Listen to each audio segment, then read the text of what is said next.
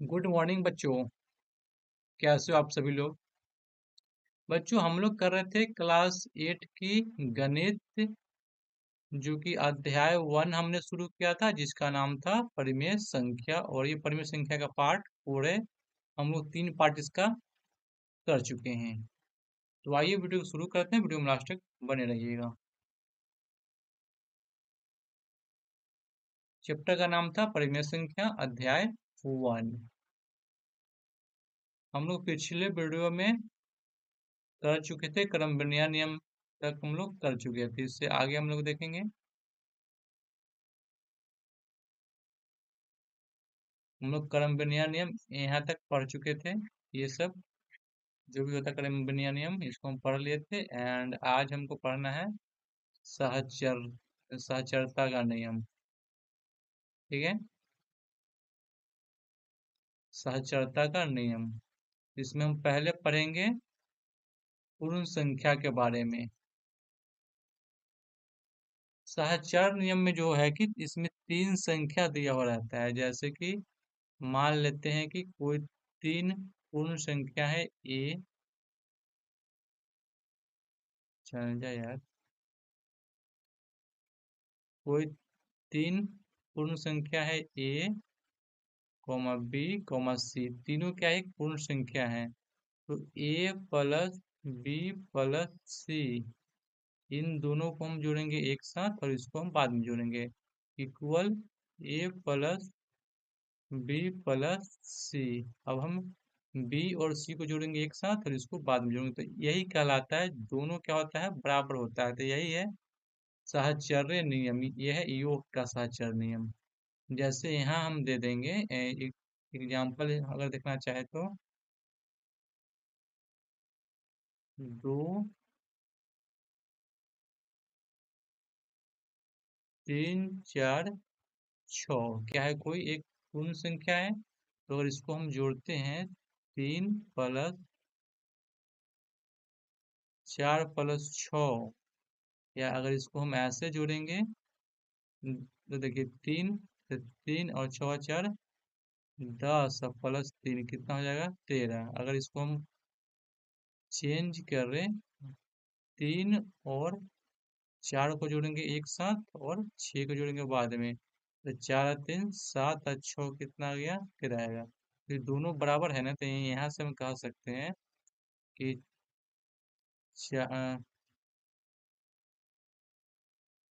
3 plus 4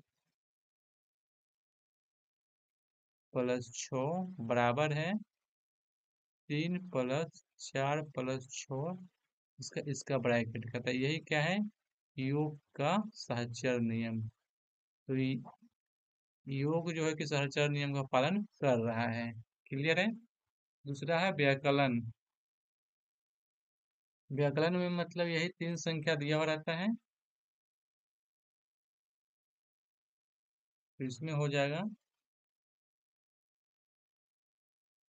ए minus B minus सी, ऐसे कर सकते हैं। और ए माइनस बी माइनस सी, एक बार हम इन दोनों को एक साथ ले लेंगे। तो देखना है क्या ये दोनों बराबर आते हैं कि नहीं आते हैं। क्या ये दोनों बराबर हो पाते हैं कि नहीं हो पाते हैं, चेक करना है। वही चेक करते हैं।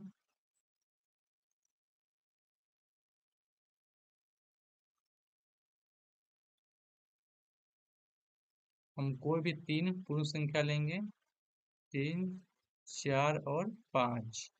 अगर हम घटाते हैं 3 माइनस 4, इसमें से हम घटाएंगे -5 को, तो यहाँ से आ जाएगा -1 एंड -5 था, कितना आएगा? -6 आ जाएगा। लेकिन जब यही हम बात करेंगे इसका, इसको हम जब चेंज करेंगे, 3 -4 -5 को हम इसको अगर ब्रैकेट में हम लेते हैं, तो यहाँ से आएगा -1।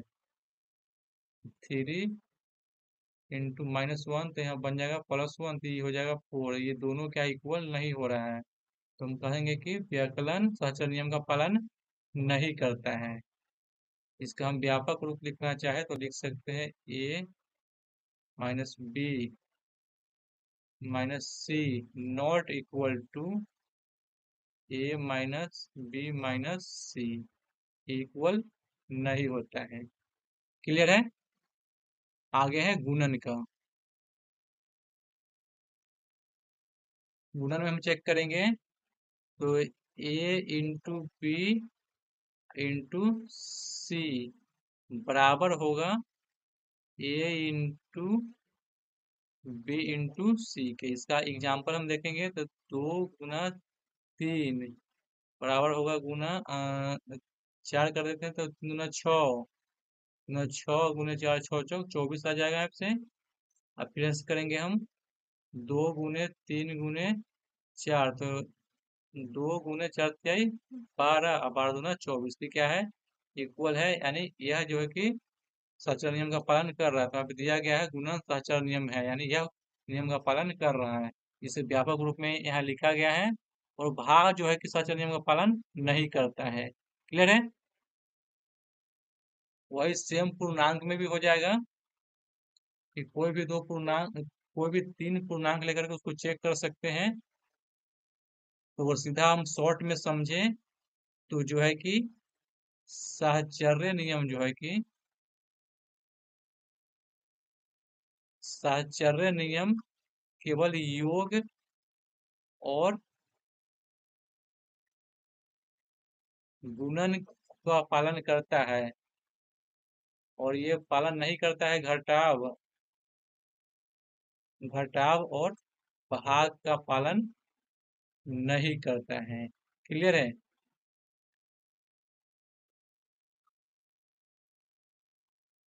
ये सब दिया गया है, देख सकते हैं आप पूर्णांक के लिए दिया गया है।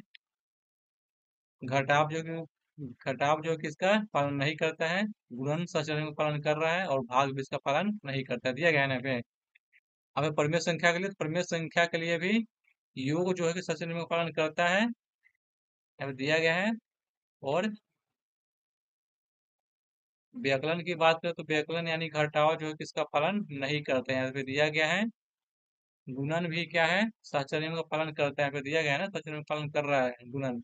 लेकिन भाग की बात करो तो भाग यहाँ पे साक्षर नियम का पालन नहीं करता है। क्लियर है। तो कुछ यहाँ पे फिल इन द ब्लैंक्स दिया गया है, इसको हम भर लेते हैं। अभी हम बताएं कि साहचर्य नियम का पालन करता कौन है, तो सिर्फ योग,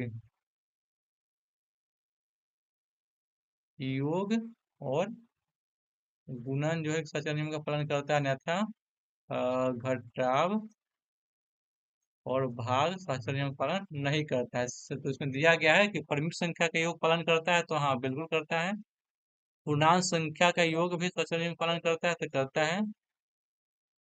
प्राकृत संख्या प्राकृत संख्या भी साहचर्य नियम का पालन करता है, तो हाँ बिल्कुल ये साहचर्य नियम का पालन करता है। घटाव इस नियम का पालन नहीं करता है, चाहे कोई भी संख्या हो। गुणन में पालन करता है, तो हाँ। और भाग इस नियम का पालन नहीं करता है, चाहे संख्या कोई भी हो, पूर्ण संख्या हो, पूर्णांक हो, चाहे परिमेय संख्या हो, उसका पालन नहीं करता है। क्लियर है।